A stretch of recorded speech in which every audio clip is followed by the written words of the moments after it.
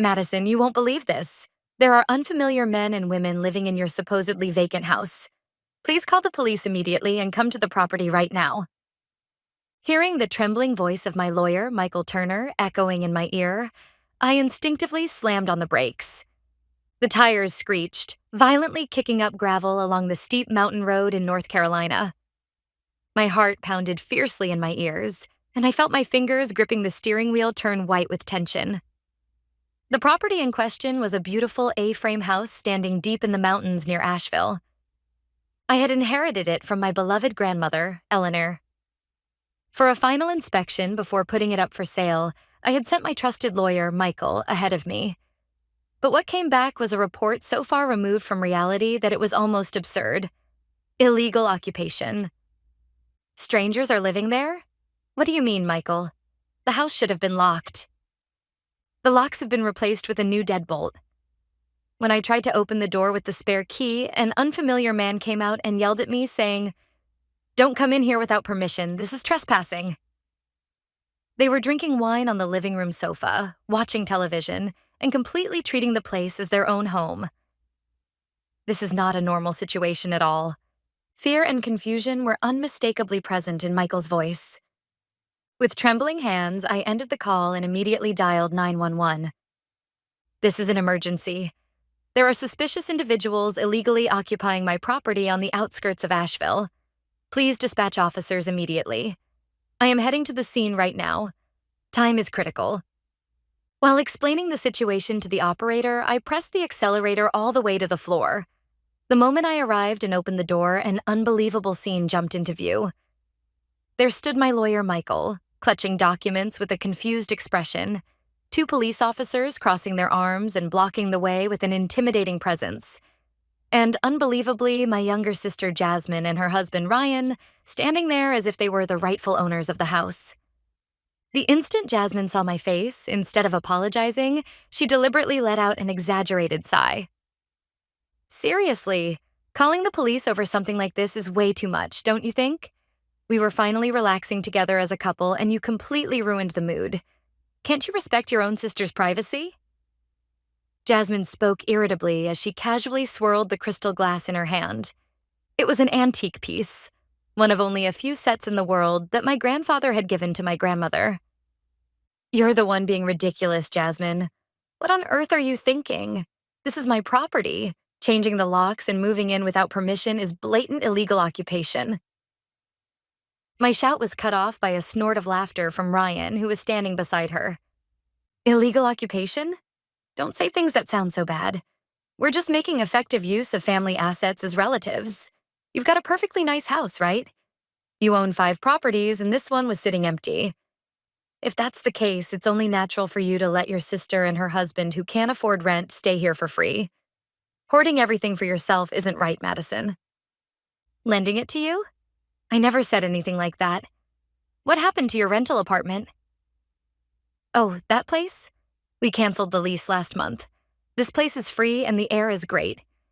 We're even getting ready to move our registered address here. Got a problem with that?" I felt dizzy hearing the words Jasmine threw out so casually.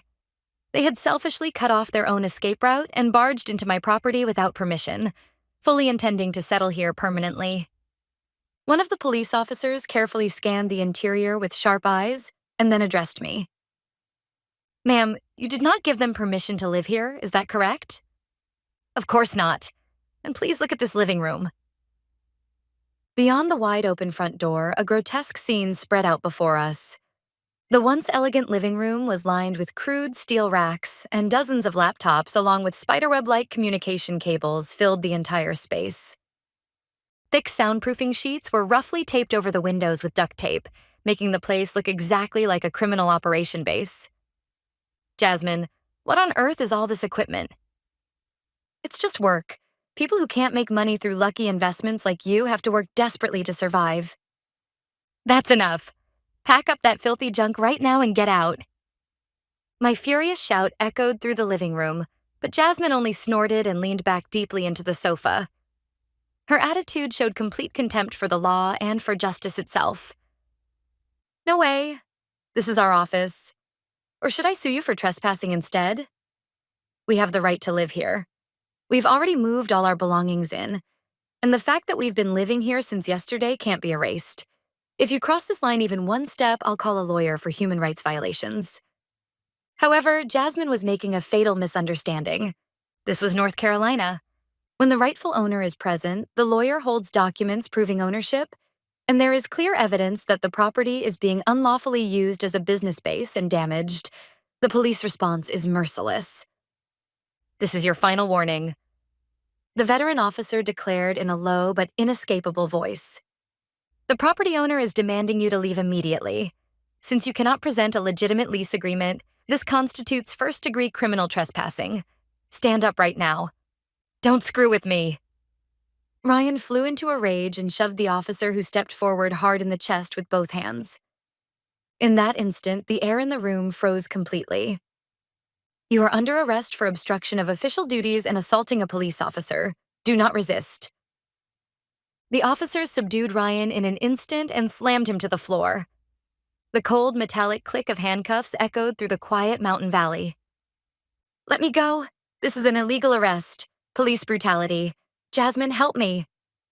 Ryan, what do you think you're doing, you tax-sucking thugs? Get out of our house. Enraged, Jasmine lunged at the officer's arm like a madwoman and dug in her nails. Oh, looks like the wife too. Obstruction of official duties. Calm down and cooperate. Jasmine was also easily subdued and handcuffed without much resistance. Madison, this is all your fault. Turning your own family over to the police? I'll curse you for the rest of my life. Go to hell. The ones going to hell are you, for turning someone else's home into a criminal base. Take them away immediately. Never let them set foot on this property again. When I said this coldly, the two of them were shoved into a patrol car, hurling insults and abuse the entire time. A silence like the aftermath of a storm settled over the house. The sound of the patrol car sirens faded into the distance, and the vacation home fell quiet once more. Together with my lawyer, Michael, I climbed the stairs step by step and resumed checking the condition of the property.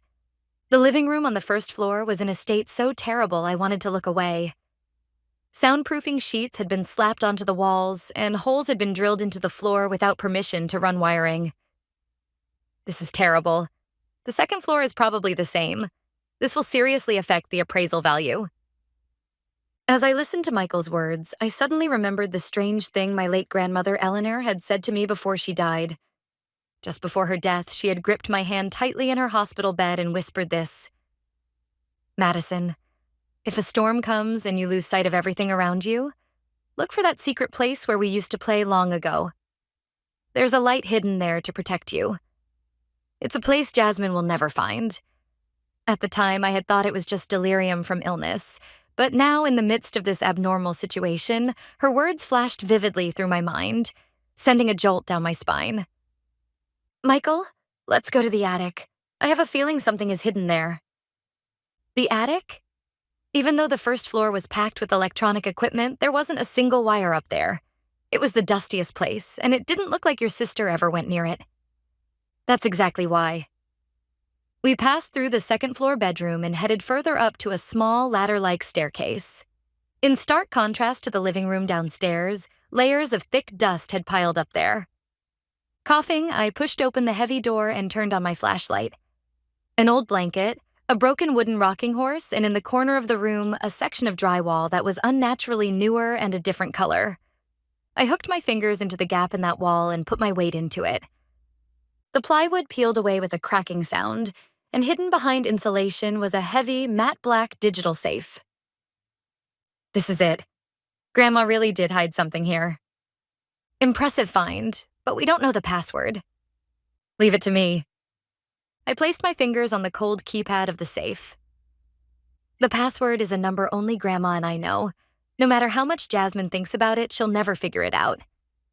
It was the numerical conversion of my grandmother's maiden name, our secret code. 0428. I entered the numbers. A solid electronic click echoed, and the lock disengaged.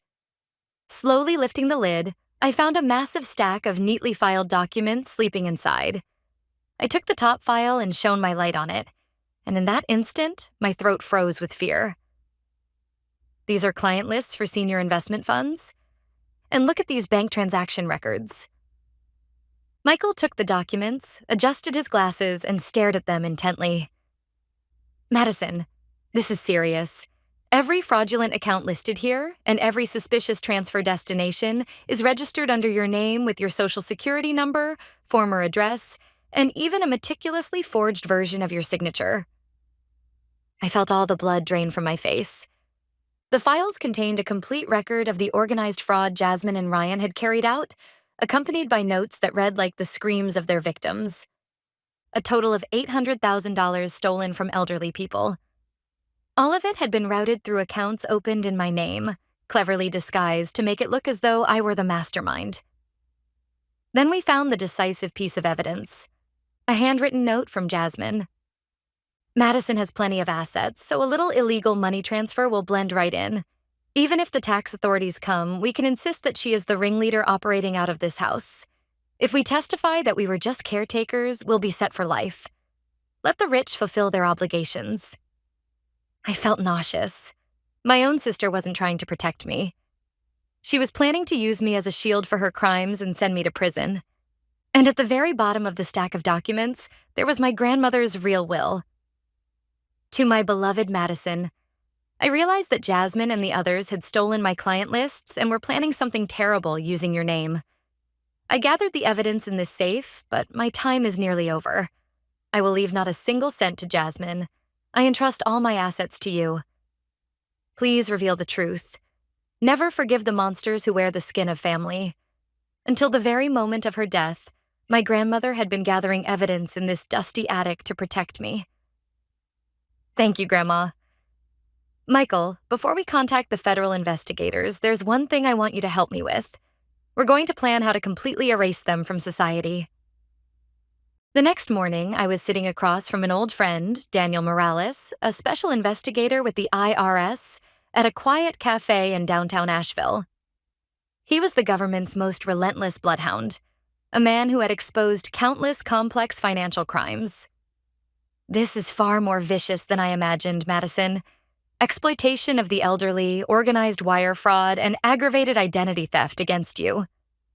The evidence is airtight. The results of the preliminary investigation Daniel presented only fueled my anger further. They hid the money stolen from the victims in accounts under your name, then went on a spending spree using cards issued in your name. A luxury cruise to the Bahamas, Hermes bags, the latest Tesla. All of it is recorded as purchases made by Madison Burke. Your credit score has completely collapsed, and you're now flagged as a suspect in financial crimes. If this continues, all of your assets could be frozen. The blood drained from my face. My own sister had turned me into a greedy con artist on paper, while she and her husband enjoyed a royal lifestyle funded by the stolen savings of their victims. While grandmothers were crying over the loss of their grandchildren's college funds, they were living it up, using my name to indulge in life. Daniel, tell me how to finish them completely. I want them to taste a level of despair so deep that they can't make a single excuse. Daniel flashed a fearless grin and placed a compact, high-performance voice recorder on the table. As long as one party consents, recording is legal. Let's lure them back to that house one more time. We'll lie and say we found a second hidden trust fund your grandmother left behind. If you tell them that signatures are required to receive it, those two shallow fools will bite for sure. I nodded deeply at Daniel's plan. I would guide the confession carefully, adapting to the situation on the ground. Understood. Let's set the perfect stage. One that makes them so eager to brag about their own cleverness that they won't be able to stop talking. This was not a negotiation. It was an execution ritual designed to make them issue their own one-way tickets to federal prison, straight from their own mouths. With trembling fingers, I sent a message to Jasmine, who had just been released on bail. I'm sorry I got emotional yesterday. After checking with my lawyer, we found another hidden account Grandma left behind. It's a significant amount.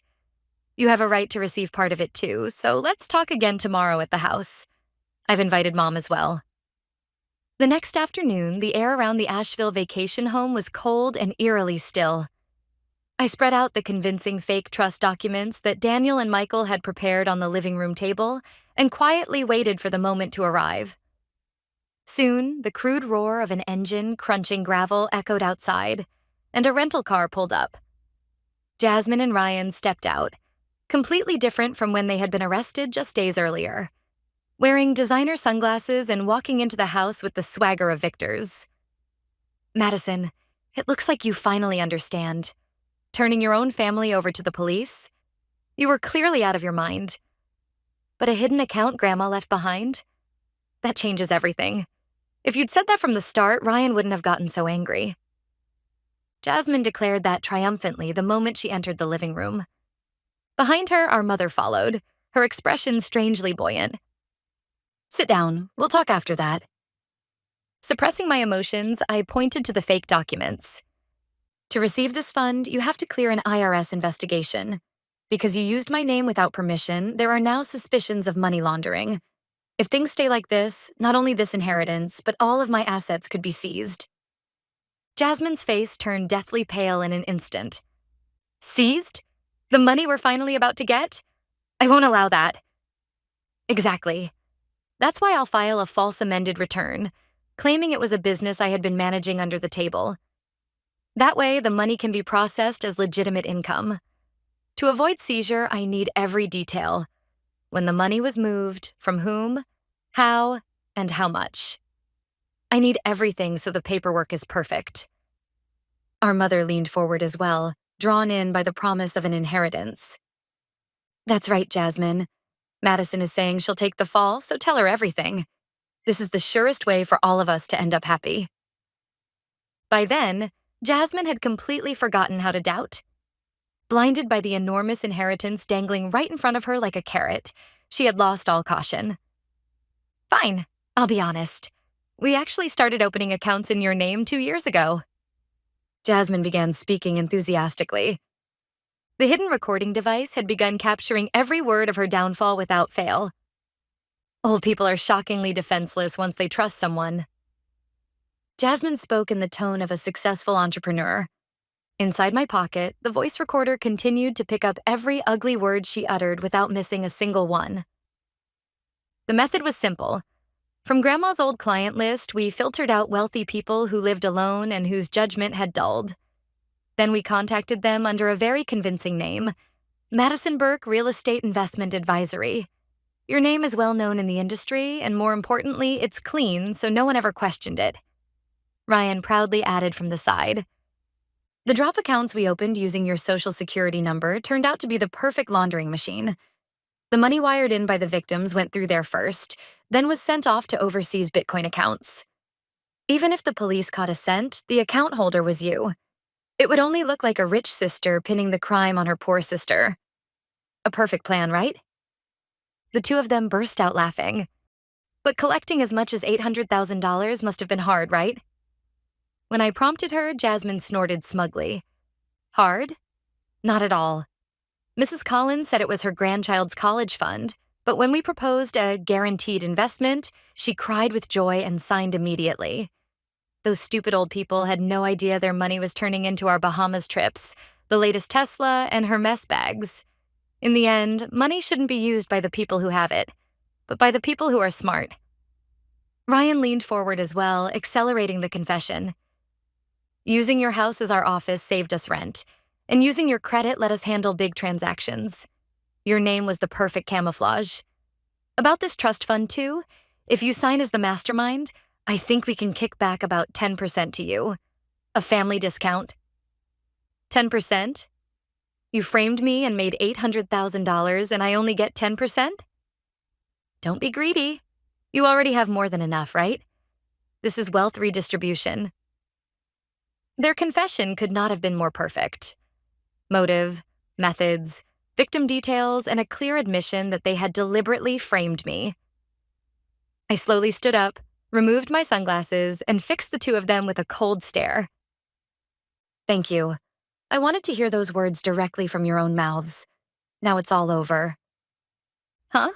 What's with that face? Hurry up and sign.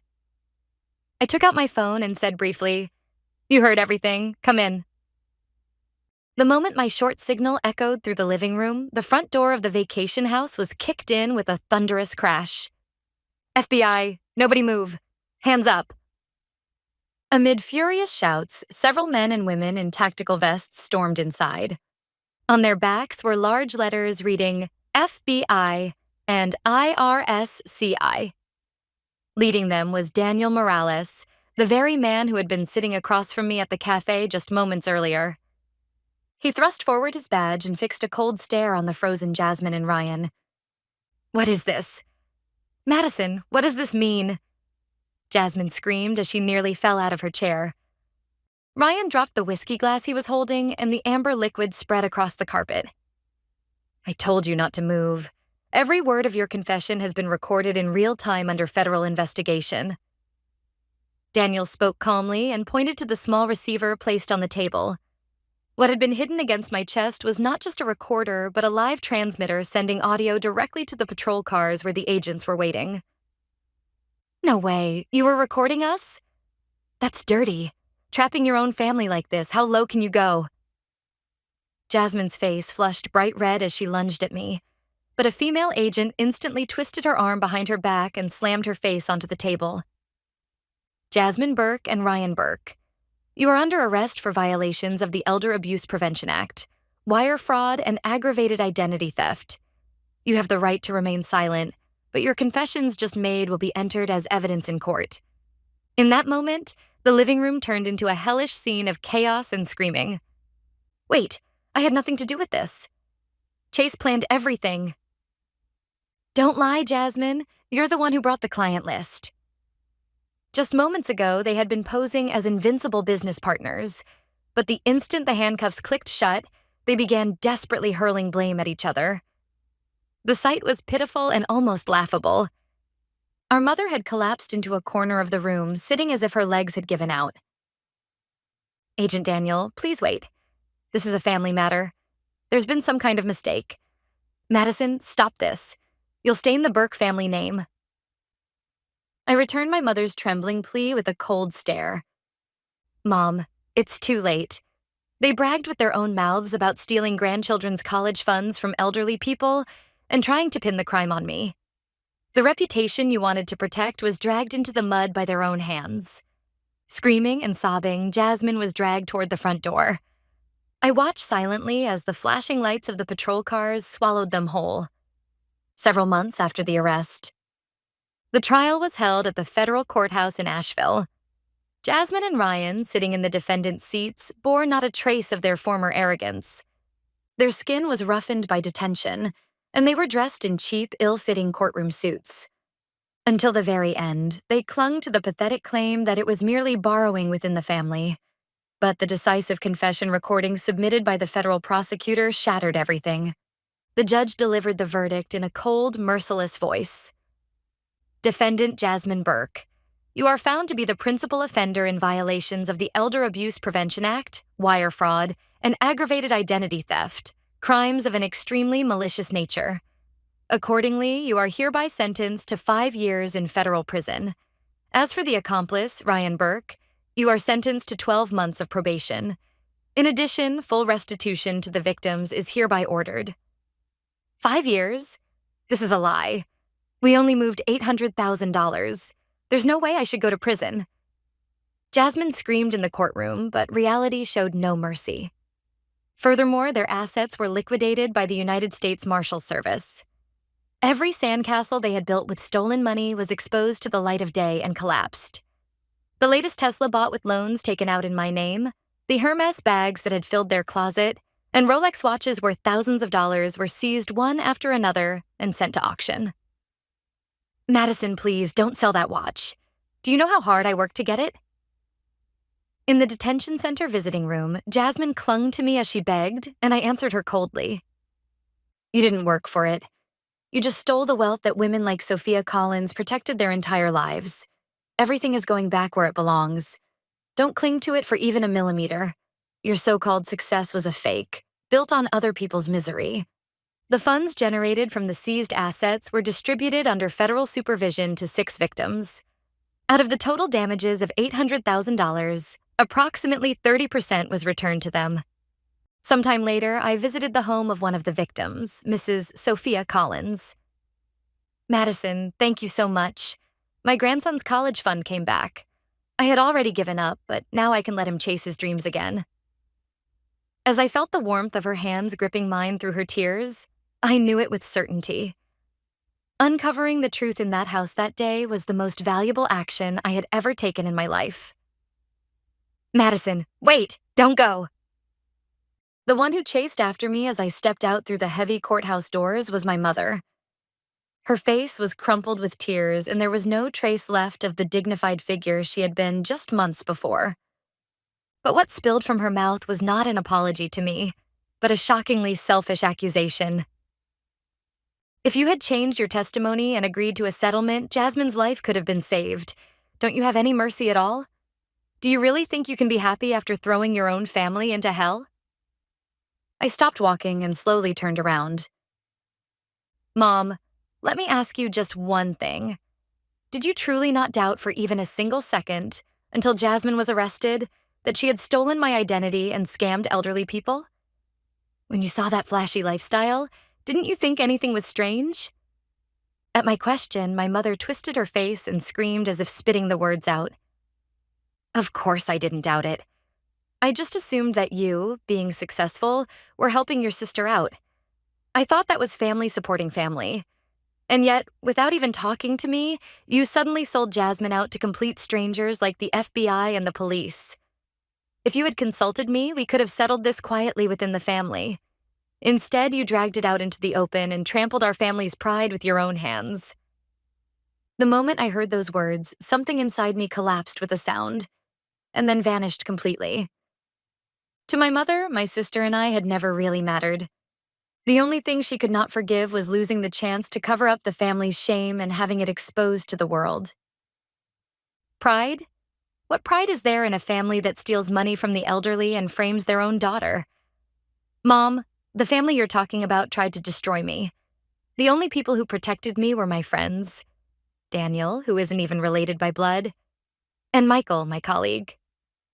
After knowing the truth, you still blame me for not hiding a crime. You no longer have the right to call yourself my mother. I took a copy of my grandmother's will, the one I had found in the attic, from my bag and shoved it against my mother's chest. Grandma saw everything coming. That's why she entrusted me with the evidence to cut you all off. Mom, this is goodbye for you too. Stay buried in that dark past along with your so-called family dignity. Ignoring my mother's screams behind me, I walked toward the parking lot without looking back even once. That very day, I blocked all contact information for my mother, Jasmine, and Ryan. Through my lawyer, I also sent a legal notice prohibiting any future contact whatsoever. After the storm-like days had passed, silence returned once more to the mountains of Asheville. The A-frame house I had inherited from my grandmother was sold promptly once evidence preservation for the case was lifted.